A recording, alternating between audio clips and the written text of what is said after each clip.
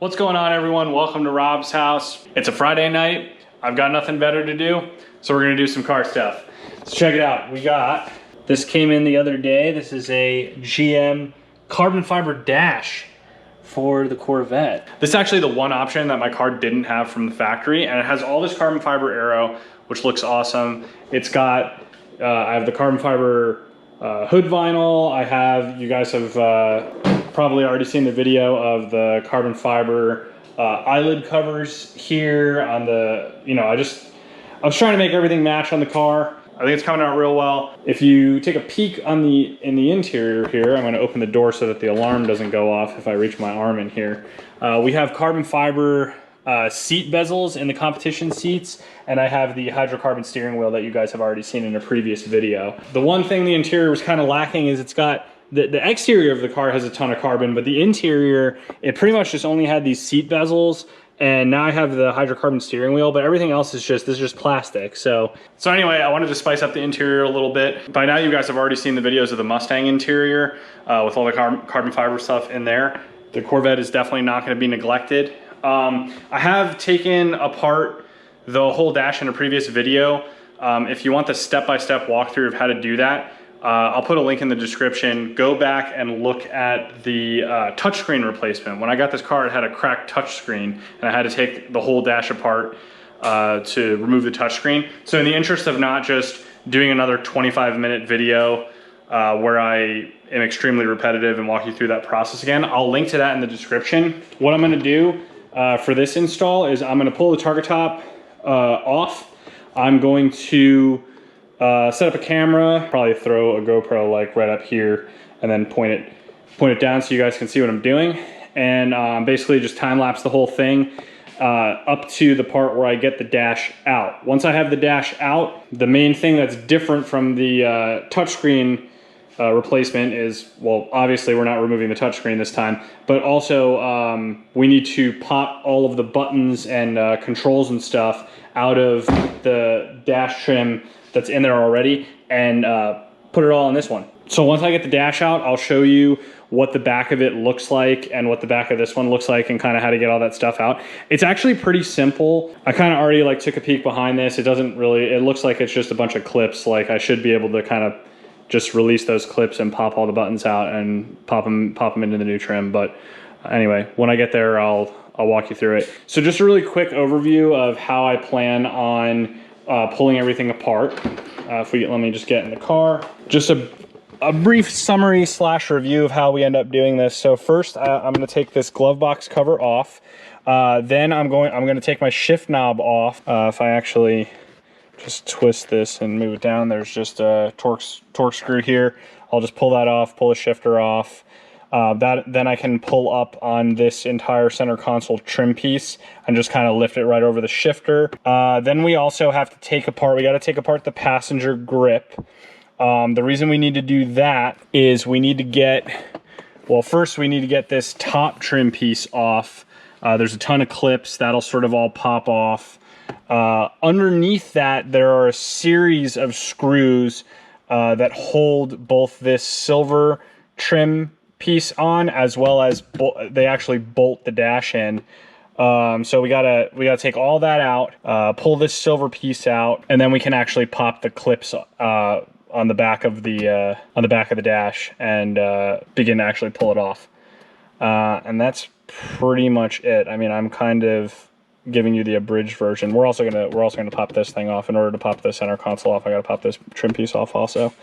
But it's just a bunch of trim pieces, honestly, a bunch of screws. Like I said, I'll link that other video in the description. For those of you who already saw that video, you can skip that step. Enjoy this time lapse, and I'll be back when I have the dash out.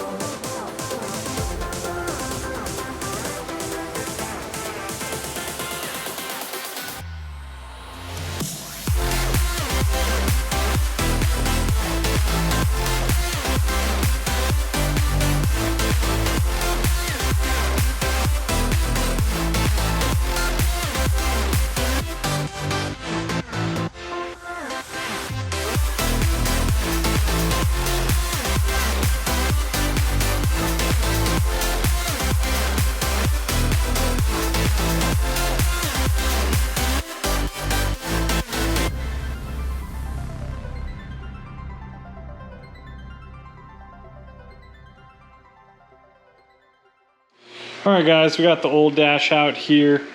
Real quick, I just wanted to kind of show you guys what we're dealing with here. So we got a couple of these plugs, like for example, this is my ignition button. That looks like it should just pop out with clips.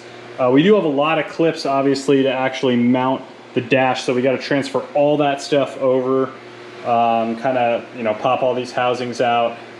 Looks like they're just held in by clips, so it should be pretty easy.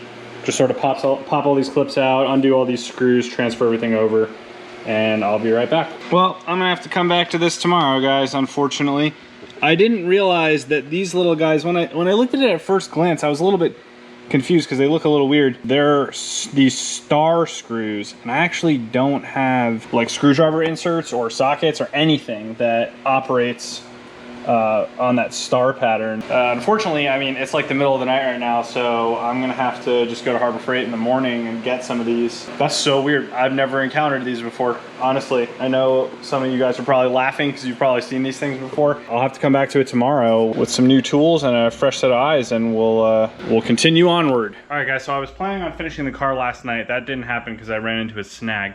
On the back of the old dash, to remove the bezel that goes around the screen that has all your media controls on it, it has a bunch of these pentalobe screws, I found out is what they're called. They have 5 points instead of 6, like a Torx bit, and they're security screws, so they have this pull in the middle.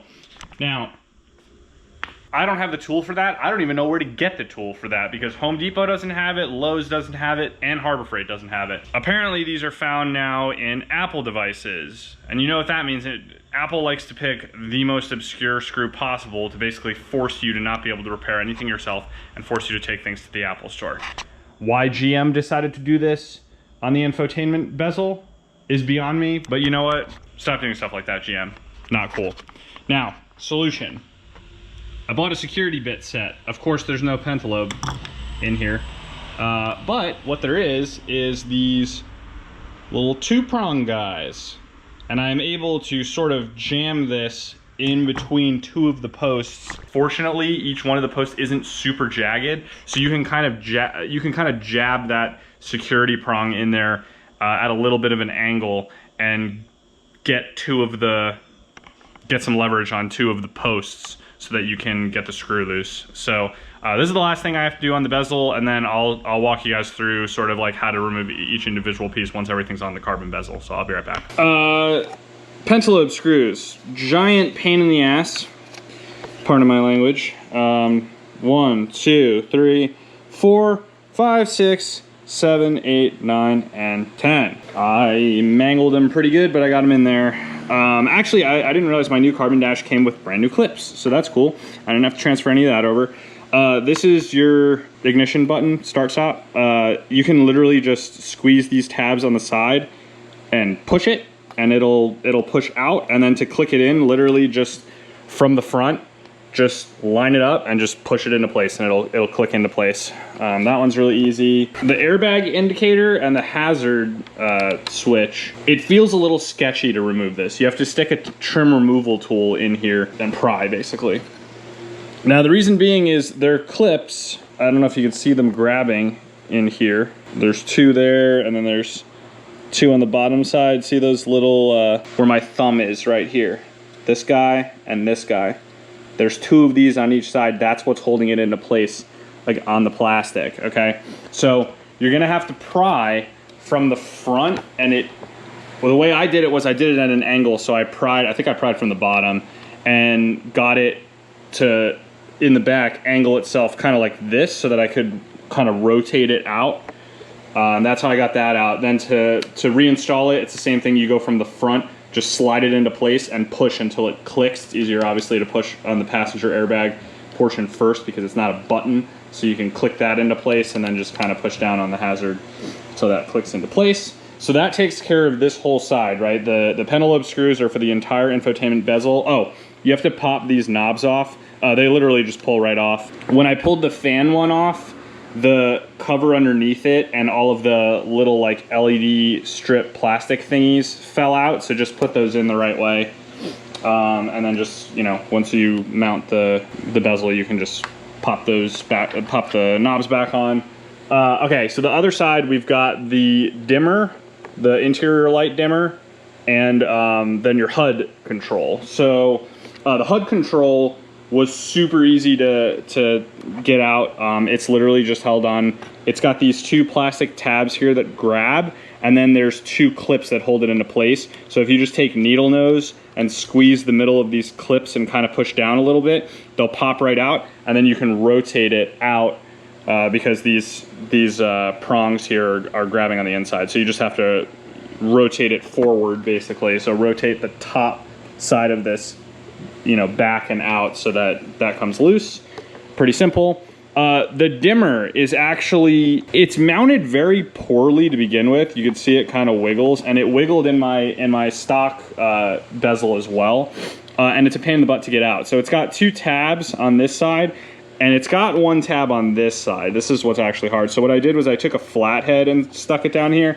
Basically, this tab that it sits in, you just kind of got to pull it out ever so slightly just so you can pull up on it to release those clips. Or you can push it from the knob side, from the front side. So if it's easier, you can push it with your left hand. See, like I have my hand down here, and then kind of use your flathead to just, you know, you don't want to pry this out too much because you don't want to break it, but just angle it out just enough that plastic clip will you know, come free, and then you can pull that straight out. And that's it. That's all there is to it. The vents are included in the new assembly, so I did not transfer vents over. You see the old vents are still there. Like I said, this is a GM part, so if you buy an aftermarket piece, it might be a little different, but this came with its own vents, and it also came with this rubber piece here that goes around the steering wheel. That was already attached to it. So literally all you have to do is transfer basically anything with a plug in the back that you would have to plug in. So that's the bezel, the engine start stop button, your passenger airbag / hazard indicator. There's one plug on the back of those. The dimmer, and then your HUD controls. All right, guys, I'm gonna begin reinstallation now. The process is the same, just in reverse. A couple of things I forgot to mention. I forgot I had to take this bottom piece off that has your trunk latch button and the motion sensor button. That's actually underneath where your steering wheel is. So that's down here. It connects to, it kind of butts up against this plate. The reason being is the dash has a couple of lower 7mm bolts. So the dash is held on by clips and bolts. It has a couple of 7mm bolts, and then it's got a couple of clips that go in various locations, like this one, for example, or this one over here. So I'm gonna reinstall the dash first. I had to take this bottom piece off so that I could get, it actually covers up these screws. So you have to take that bottom piece off so that you can get to those screws. And in order to take that bottom piece off, that bottom piece also has some 7mm on the bottom. You can't see them, but there's one, there's two over there, and then there's another one right here behind this trim piece. So I had to remove the side trim piece too. So that's just, I forgot about that. It's in my other video that I linked in the description where I replaced the screen for the car. It's just been a couple months since I did it, so I didn't remember it until I got there. So anyway, I just wanted to mention that to you guys. I'm gonna turn this guy back on and give you guys a time lapse, and let's get the interior back together, and then I'll show you the finished product.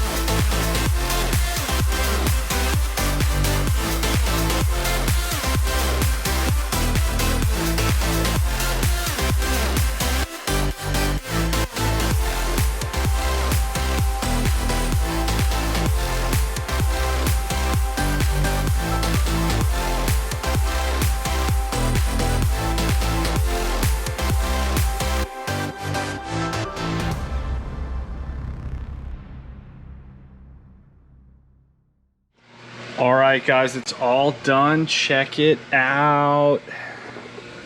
Check it out. It's really subtle. Like I said, it's not the gloss carbon dash. This is the, they call it semi-gloss, but it's basically matte carbon. But it is real carbon fiber. Like I said, it matches perfectly with my competition seat bezels, so I'm really, really happy about that. It just adds a little bit of complexity to the interior without it being too flashy, in my opinion. Because I don't really have, with the exception of my steering wheel, which is a little bit glossy, I don't really have any other gloss style bits in the interior of this car. So I think if I had the gloss dash, I would have to get the gloss inserts for the competition seats. Anyway, that's why I was looking for the matte one, but it looks awesome. So really, really happy with how it came out. Hoping it's coming through. Let me turn my light on here, maybe see a little better that way. Hoping this is coming through well on video. It's kind of got fingerprints all over it because I was just manhandling it, but anyway, that's what it looks like. This part is still pretty much untouched, and then this bottom piece is untouched. They make like hydro dipped versions of these that they say matches the matte stuff, but every car that I've seen, even like pictures of cars online that I've seen that have this hydro dipped, if they don't also have a hydro dip dash, like if they didn't take their stock plastic dash and hydro dip it the exact same way, if they had the carbon dash already and then they just hydro dip this, it doesn't match. So even if they do a matte one, it doesn't match right. The weave looks a little different. The tinge of the color, it's like almost like a different shade of gray. So I'm gonna leave this. I think it looks fine. The silver kind of matches the trim pieces and my steering wheel bezel, but we're all done with the Corvette interior. Super excited. As usual, I hope this video is helpful. Like I said, I linked that other video in the description if you want to see the in-depth details on how to disassemble and reassemble a dash on a C7 Corvette. So I hope that video is helpful. I hope this video is helpful, and I'll see you guys next time.